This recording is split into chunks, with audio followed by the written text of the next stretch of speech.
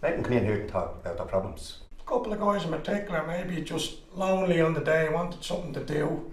Come down, talk. They left the place feeling better than when they came in the first instance. This doesn't belong to us. It's here for everybody. You know, if you live here, you live in this area, you're welcome in that door. That's the way it is. I talk about anything, sport, music, whatever. You find something in common, off you go, and you've made somebody feel better than they did, which in itself is pretty good, you know. This is our contribution towards the celebrations of 1916, because there are 4 men who are buried locally. The idea is to use the images of 4 men who were killed in the rising, 4 volunteers. We plan to unveil the mural sometime around Easter next year. This time around we've got the famous Irish artist Bobby Balla coming to unveil this mural, so there's no pressure on me to make sure it's up to scratch. It's just their little small gesture of, and it's good for this group to do, you know, just to get a project and to do something, you know. That's basically the gist of it. I am come of the seed of the people that sow. I have no treasure but hope, no riches laid up, but a memory of an ancient glory. My mother bore me in bondage my mother was born. I am of the blood of serfs. The children with whom I have played, the men and women with whom I have eaten, have had masters over them, have been under the lash of masters, and though gentle, have served churls. The spirit behind the men's shed is, you know, we don't gain anything from this, you know, financially, or we don't promote ourselves in any way. It's just something that we want to do. It kind of forms the backbone of what the men's shed is. That's a cross that was placed there about 16 years ago by myself and another member of the men's shed, because there was no headstone there at the time. It's still got the writing on the front.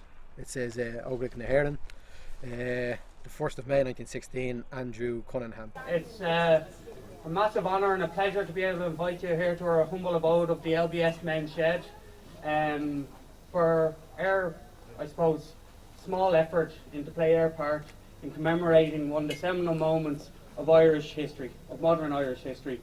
But not only that, but to commemorate those that are buried locally, who fought in 1916, and in many ways could be described as, I suppose, the ordinary fellas of 1916. They're not the Pearces, the Connollys, and ones that have, you know, had dozens and hundreds of books and different debates about. But these are men that we feel deserve the same recognition. So today's event is about honouring them, honouring their families, what they stood for, and we just hope that we've put on an effort that the families and those that, you know, believe in what those men stood for will be proud of. So it's a great honour to be able to welcome you all here to Loughlinstown today. Thank you very much.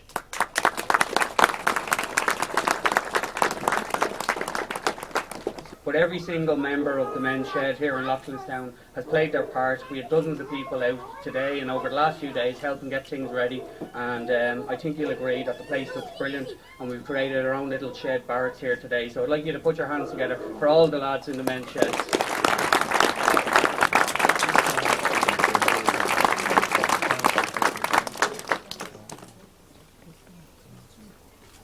Okay, I'd like to start by saying this owner Adam Fáilte Chorov and Shop, the new Bignuchta on LBS Shantan Navar Morvoshu. And for those of you whose Gaelic would be a bit rusty like my own was before I learned my native language in this shed, I just said it's an honour to have you all here today at the unveiling of our LBS men's shed mural.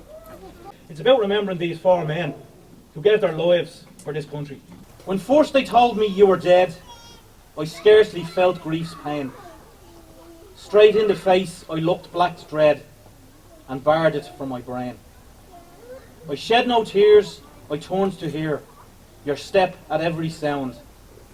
So strong your presence seemed and near, that wonder sorrow drowned.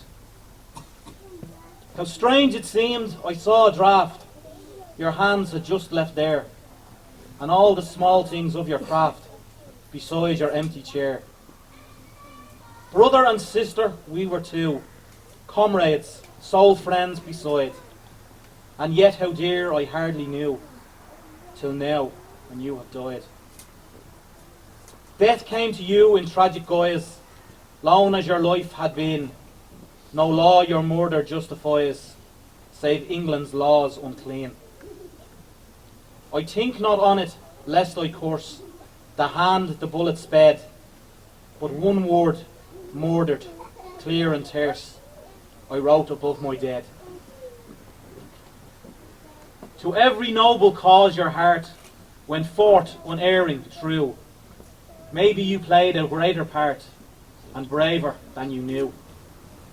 Many a hope and dream we shared as we walked side by side. Brother, when death his secret bared, was life's pain justified? I would not dare your sleep to break with futile praise or blame, but this, that for your life's lost sake, mine ne'er shall be the same. Thank you. Of 60, our service was high in demand. We cared for the wounded and dying. Together we worked hand in hand. In garrison's place or the city, we'll rise up and fight was the plan.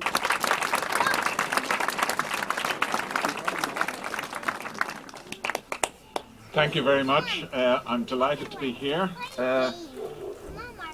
As an artist, I've always been fascinated by the Easter Rising, by the fact that so many of the participants were people of vision, were writers, were poets, were actors, were artists, were composers, were Irish language activists, were teachers, were trade unionists, local people in local areas, researched their own history in that area and reclaim that history for themselves.